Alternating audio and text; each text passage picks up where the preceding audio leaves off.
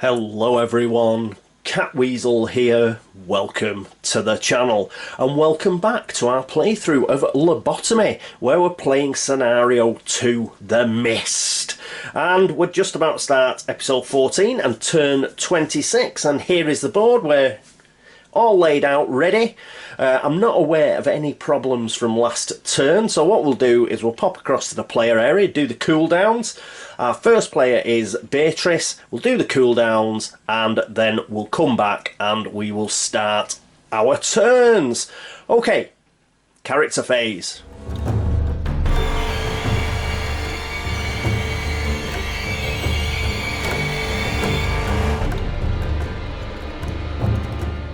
And here we are at the character phase and the cooldowns, which I do right at the start of the character phase for everybody so I don't forget.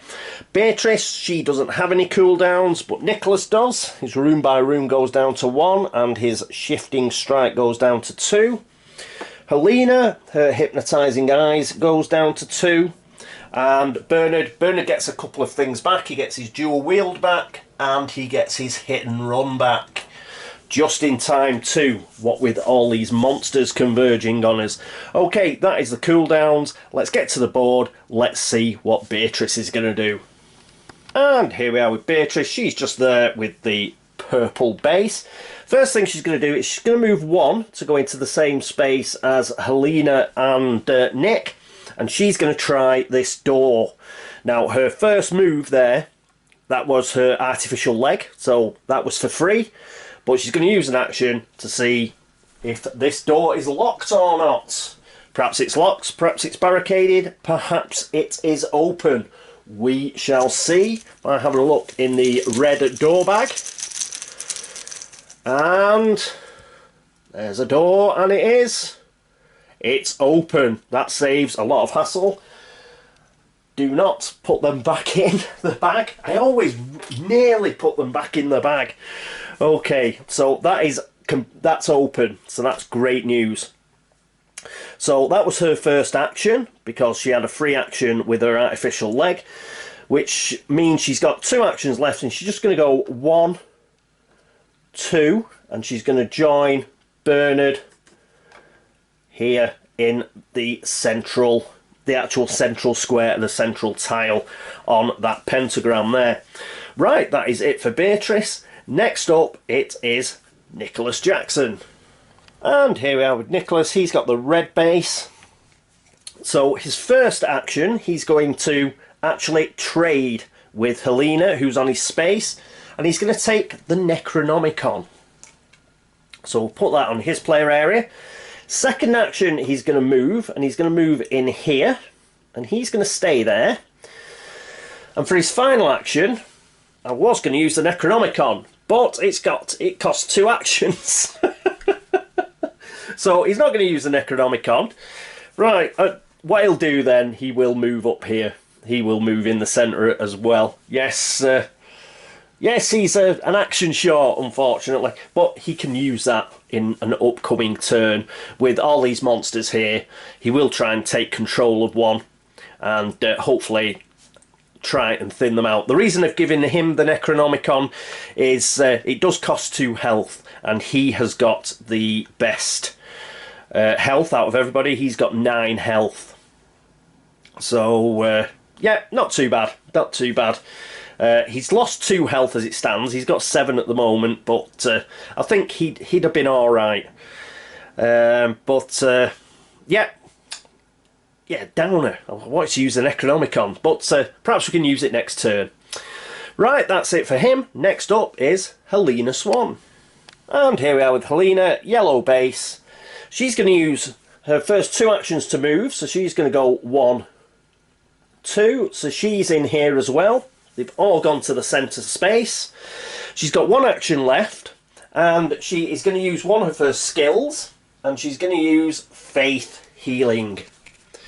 So it's going to go on a cooldown. Cooldown's 5, costs an action, so it's a last action. Recover 4 health to a character within 5 range, and she's obviously going to play it on Beatrice. So Beatrice is now fully healed. I'll just sort that out, won't be a second. So Beatrice is fully healed, that's great. Fandabidoze, she's back up to full health, which is 7. And that is it for the character phase. So we've basically got everybody onto the central tile. We're going to allow the monsters to sort of come towards us, and then we're going to start mowing them down. And hopefully a few of them that are in here, they count as being in D quadrant, and we can start generating some twins.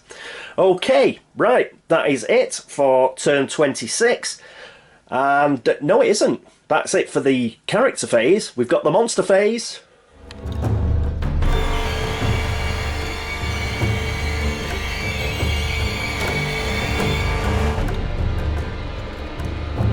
And here we are at the monsters phase, so that means a movement card. I'll give them a quick shuffle and a cut. See what we get. Seen here before. All characters roll an imagination test. If they succeed, they draw a memory card. Okay, so who was our first player? It was Beatrice. Her imagination is 6. So we've got to roll 2d6 and we need a 6 or less. And she rolls 11, so she draws a memory card. Oh no, hang on, let's check. She don't draw a memory card, does she? No, she didn't succeed. So we'll move on from her. Nicholas Jackson, his imagination is 7, so he needs less than 7 to draw a memory card. He rolls a 9, so he doesn't draw one either. Helena has 7 imagination, and she rolls a 7, so she does draw a memory card. So remember, some of these can be bad, some are okay, some can be bad. Let's hope for a good one. And we get memory strip 1. We've had this one before. It's a nurse with the dead gaze. I won't read through it again. We've got to roll yet another imagination test, and if we fail we lose D3 health. But we're going to pass that immediately. How are we going to pass that immediately? We are going to use Zombie's Teeth. Used to automatically pass an imagination test. Yeah, so that is going to use up 1 of the durability. But we are going to pass that test. So I'll just put a die on there to remind me. So she has passed that test, so she hasn't lost any of any health. We'll put that memory strip down there. So that was Helena. And the last person to do a test is Bernard. Bernard has an imagination of 6. And he rolls an 8, so he doesn't get to draw a card either.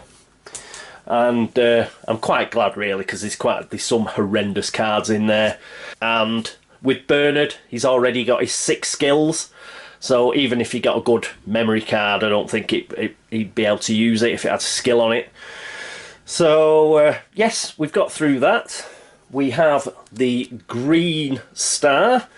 And the green surge star for this particular scenario is all players roll an imagination test. Again, failing the test removes 1 marker from the character card. Ah, yes, it's those markers.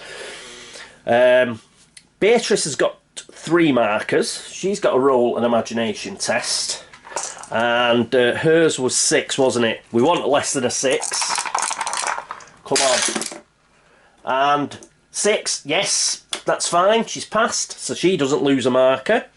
Nicholas has got a single marker. He needs less than a 7. He rolls a 7, so that's great. He keeps his. Helena has got...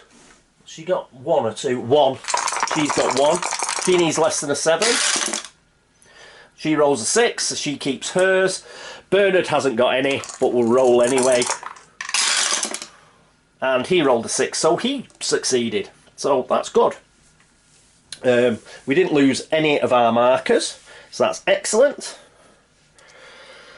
And Warden moves a space.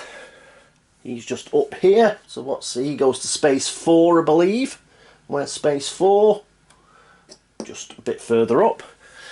So he's on space 4. When he gets to space 12 of B quadrant, then we have lost the game.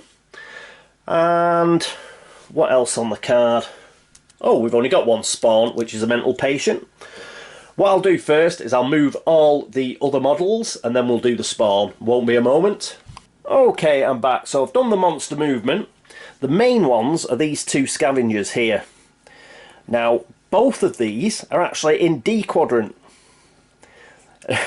Because of the way that the board fits together, they're actually in the central tile, they're in D quadrant and in C quadrant at the same time.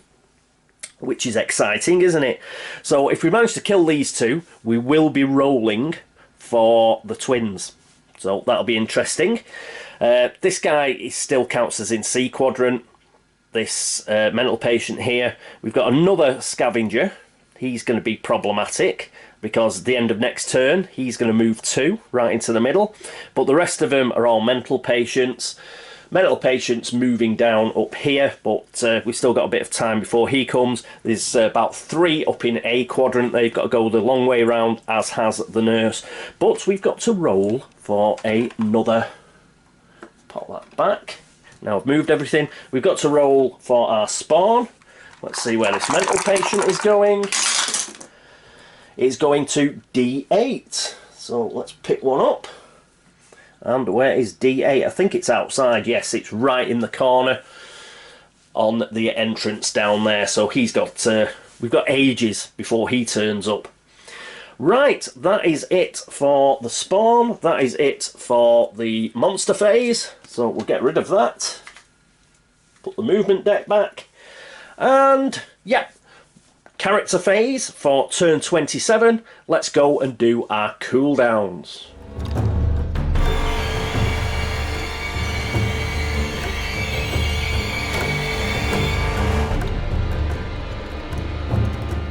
And here we are at the player area. So our first player is going to move to Nick. So pop that there. Nick's going to be our first player. Cooldowns. Shifting strike goes down to 1, but he gets room by room back, which is great. Oh, all those have fell down there. Put them back on there. And then it's Helena. Hypnotising eyes down to 1. And faith healing is down to 4. Bernard's fine. And so is a Beatrice. So we can get back to the board and it'll be Nick to go first. And here we are back at the board and Nick has got the red base. This time he is going to use the Necronomicon. It's going to cost him 2 of his actions. It's also going to cost him 2 health. So he's now on 5 health.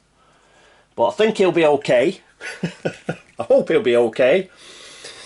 So he's paid for that. Gain control of a non-boss monster until the end of the turn. The monster gains 3 actions, +1 to attack rolls, and +2 dice to all attacks.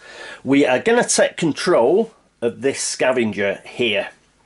And this scavenger, he's going to attack the scavenger next to him for his first action. Now, the scavenger, it's got 5 dice, but it gets +2, so it's got 7 dice. It's still got precision, and it hits on a 5+. Yeah. So we're going to roll that. 7 dice. 1, 2, 3, 4, 5, 6, 7. Whoop. Going to hit on a 5+. Remember, the scavenger it's attacking doesn't have any defense, so we just need 3 hits to kill it. So there's a 5, there's a 6, there's another 6. Let's just check the Necronomicon again. Got +1 to attack rolls as well. So that 4 was a 5, so that was a hit as well. So it's killed this scavenger. Now, the important thing is it was monster to monster combat, that. So we don't have to roll for the twins coming. It's only if a character kills a monster. In this case, it was a monster killing a monster. So I think what happens there is we don't get to roll. So we get rid of that. So that is a scavenger got rid of. Now it's still got 2 actions. So what it's going to do is this one is going to be a pain here as well. So it's going to move 1 into here. and it's still got a single action left. It's going to roll 7 dice again against this scavenger. I just want to thin the scavengers out because they can move too. That's the reason why I'm doing this. So 7 dice. And that 4 becomes a 5, that 5's a hit, that 5's a hit. So we've got the 3 hits there. Those 2 4s become 5s. Yes, we've killed this other one.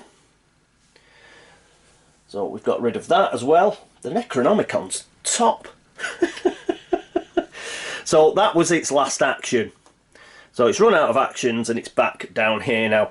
If it moves, it can still get to us and attack, but at least it's killed 2 of the others that were, you know, potentially going to be a real pain.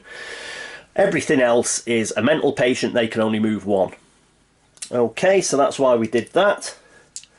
And monster to monster combat, so we didn't have to roll for the twins at all. Okay, so we've put that back. So that's the scavengers go. That was under control. But that was the first action for Nick. So he's still got 2 actions to go. What is he going to do? I think what he's going to do is... he did roll... A couple of ones did get rolled there, but it's +1 to attack rolls, so nothing comes off the durability of the Necronomicon. Right, Nicholas, is there anything else he can do?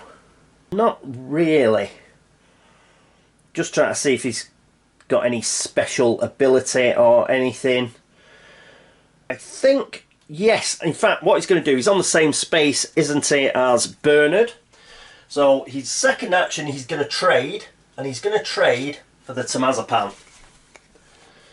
And for his final action, in fact, I don't think it's an action to use medicines. It isn't an action to use medicines. He's going to recover 1 of these. So that's going to get a durability loss. But in fact, it's going to get 2 durability loss because I don't think it costs to use medicine. Let me just check. Free actions using meds. Yeah, using meds is free. So he's going to use 2 Temazepam, and he's back down to 2 health now. Well, 2 damage instead of 4, and we've got to put 2 durability on the Temazepam. So there's 1 left on that. There is a single Temazepam left. He could take it into his inventory as well because meds are small and they don't take up any space. So that's great, and that's it. So he only did 2 actions really. He took control of the Necronomicon, took control of a monster. He traded for the Temazepam, and then he did the 2 free actions by taking a couple of Temazepam. 1 action left, he's not going to bother using it. And we shall move on to Helena, who's next. And here we are with Helena. She's got the yellow base. Very quick turn for her. She's not going to do anything. She's just going to hold fire. Bit of a siege action now. We're going to let them come towards us, and she'll get a hypnotising eyes back for next turn, so she will be able to attack at range again. But as it stands, don't really want her sallying out to try anything. We'll let the monsters come to us, I think. So she's just going to stay there. She's not going to do anything. That means we can move straight on to Bernard. And here we are with Bernard. He's got the green base, remember, he's just there. First of all, he's going to trade with Beatrice, and he's going to take the pistol off her and give her the wooden cross. The reason we're doing this is just because of the order that we have to go in. If Beatrice was going first, then we wouldn't have to mess around like this, but got to mess around slightly because she doesn't go till last, and I want Bernard to have a weapon that's got range, so he's going to take the pistol. So that was his first action. For the second action, he is going to move 1. So he's going to move here. And remember, he's got 4 actions. Then he's going to attack with his pistol, and he's going to attack this scavenger. So he gets 5 dice. He has it has fire, but it doesn't have defense, the scavenger. We get +1 to our attack rolls, and we're not going to add any extra dice. So it's going to be 5 dice, 1, 2, 3, 4, 5. And it's going to be a 4+ for him because we get +1 on the pistol. He needs 3 successes. And that's 2 successes. But unfortunately, he hasn't got 4s or better. So he's put 2 hits onto it. So that was his second. No, that was his third action, wasn't it? Third action. So if he really should move. Yeah, he's going to have to move. So he just moves back. So he has got a couple of hits on it, unfortunately. I was hoping he'd kill it. I was hoping he'd generate a twin. And the twin would have come here, and then we could have had Beatrice trying to kick its ass. But unfortunately, it hasn't worked out. Don't think there was anything I can play before I do move it back. Oh, I could have played aggravated assault, but I forgot. I didn't. So we'll leave that. Yeah, I could have played aggravated assault and doubled the amount of attack dice there, but c'est la vie, I didn't do it. He's moved back. That's the end of Bernard's turn. Next up, it is Beatrice. And here we are with Beatrice. Eventually, have I had some laughs. Just after doing Bernard's turn, my SD card became corrupted. Now, fortunately, I was managed to save all the previous footage, so we're fine. But I was halfway through Beatrice's turn when my camera started going weird. But it's okay. Haven't done any rolls or anything. We can. I've got a new SD card now. It's 24 hours later, and I'm going to do Beatrice's turn again.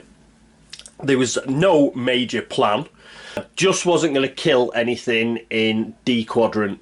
The reason being is she's the last player, and I don't want the twins to arrive on our space, and then they'll be able to attack us during the monster phase. So she's going to kill something, but just not in quadrant D. We don't want the twins sort of turning up. Right, so what's she going to do for her first action? For her first action, she's going to use her artificial leg, her prosthetic leg, and she's just going to move out here. So she can see this mental patient who's actually in quadrant C. And she's going to attack him with her pistol. So that's going to be 5 dice. 1, 2, 3, 4, 5. Remember, she'll hit on a 2+ because she gets a +1. And I managed to move that across. And yeah, she's got those 2s become 3s. She hits on a 3, that 4 becomes a 5, and that 6 stays as it is. And because we get fire on the pistol, that means his defense is ignored, so we kill him, which is always nice.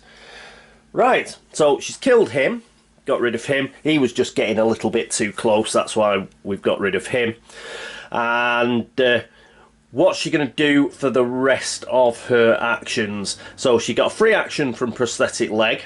She's attacked for 1 action. For a second action, she's going to move back in here.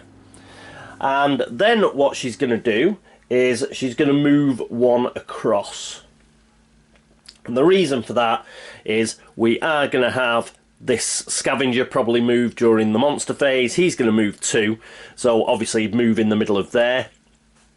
When he moved in the middle of there, he would look to attack the person with the least defense. And the person with the least defense is Beatrice, so we don't want her in there. We'll move her 1 out, and then he won't be able to attack her. He'll have to attack one of these 3. Okay, that's it for Beatrice. Next up, the monster phase.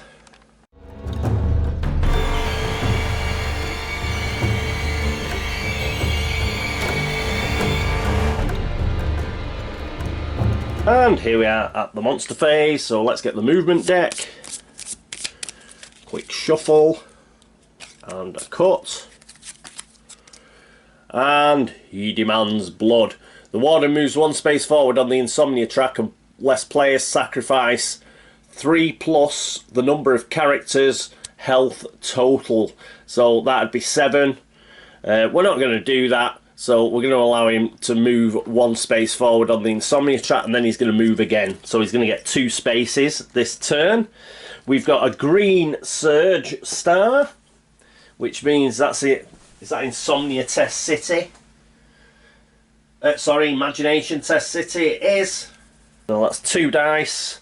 And first player is Nicholas. He's only got 1 of these tokens. He needs less than a 7.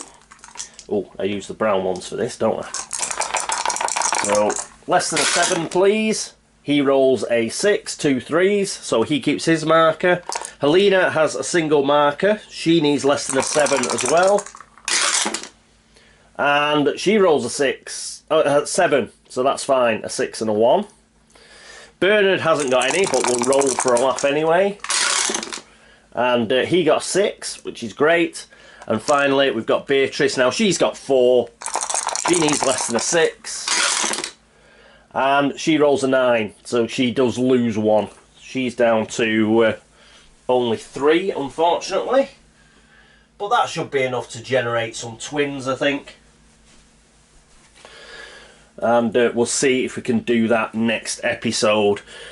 So, we've done the surge. We're going to allow the Warden to move twice, so he's currently on B4, so he's going to end up on B6 up there, so he's halfway to 12, and we lose when he gets to 12 on quadrant B, because we're not playing another scenario after this one.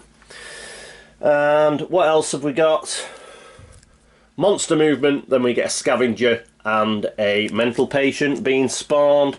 I'll do the monster movement, and we'll come back for the spawn in a moment. Okie dokie, just done the monster movement. Now you can see why it's a bad idea to stay in the central tile.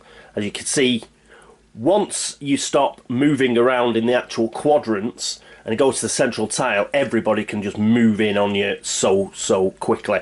We actually want that, so it's not a problem. But early on in the game, when you're not as tooled up and you haven't got as many skills, don't hang around in the central tile. It just makes it a lot easier for the monsters to swarm you. Okay, so we've moved everything. We do have a combat because this scavenger made it all the way to us, unfortunately. And what we're going to do is he is going to attack somebody with the least defense. So that's either Bernard or Helena. And then it's the person with the least hit points, which is Bernard. So he's going to attack Bernard. He's got 1 damage, so he's on 8 health. And the scavenger hits on a 5+. It does have precision, so it will avoid his defense if we actually roll a 6. So it's 5 dice. So 1, 2, 3, 4, 5, and obviously we want a low roll.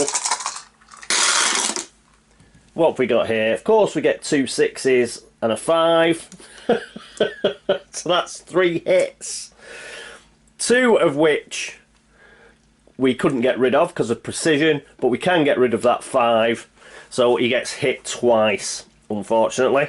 So he's now got 3 damage and he has 6 hit points left, but that's okay. I think we'll be alright. He can recover 2. He can recover 2 health because he's got street smarts. So if he uses that up next turn, he will get those 2 damage back. So that's not too bad. Okay, so the scavenger has flew in and done quite a heavy hit actually. But turns out we only lost 2 of our health. So, good stuff. And, okay. We'll move that out of the way. Oh, what have I moved it out of the way for? We've got to spawn. We have to spawn. So, we've got a scavenger first. Where's that going?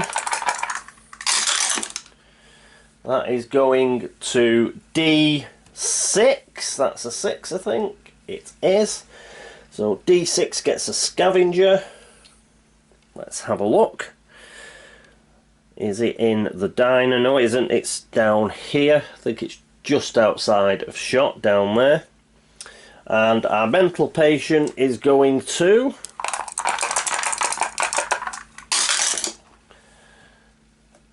D again, and this time it's D9. So mental patient going to D9. And that's outside the door again. That's outside the front door, just down there. Right, I shall zoom out. I'll show you exactly where those went, and we can have a look at the whole board and finish the episode. And here we are, a shot of the whole board. So yes, you can see they are coming in. They are coming in. They are surrounding us very quickly. Once you get into the central tile, it's not far for the monsters to come and get you. And that's what they're doing. One's already got there, given Bernard a bit of a bloody nose. And we're going to have to start killing some of these. We'd like to generate the twins as well, but yeah, it's going to be tricky, especially because all these are bunched up together. All of these bloody mental patients. So we'll have to sort something out. These are all in quadrant D as well, which is a bit of a pain. Yeah, we may have to move back one and kill these in here. It's just that there's too many. Yeah. Or we can kill them and just... because we've still got a roll for if the twins actually propagate. So if we just trust to luck, we may get away with it and only get one set of twins. And that's what we want, really. I think we'll do that because we're running out of time, because this guy is already on 6. It's going to take us a couple of turns to kill the twins because they are tough. So I think we're going to have to like crack on and get on with it, I think. So we'll have to kill these. Hope we only get one set of twins. Kill that one set of twins and then start again till we kill all 3. Could do with killing this A quadrant one, because he's getting in everybody's way.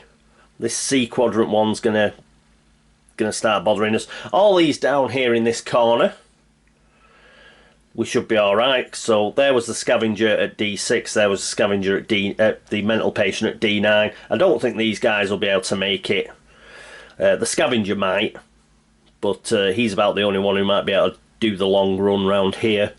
These mental patients, again, it's taking them ages to get around here. Same with the nurse, she only gets 1 movement point.